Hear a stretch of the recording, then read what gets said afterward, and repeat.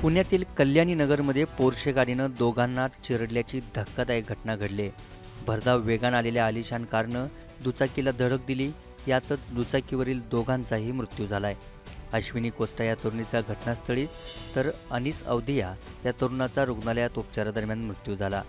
Bowler हॉटेलमध्ये party करून Bajaj Pulsar बाईकवरून दोघे मध्यरात्री परतत होते।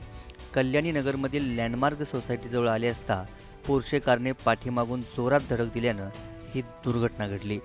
या प्रकारानंतर परिसरातील नागरिकांनी कार चालकाला चोप दिला।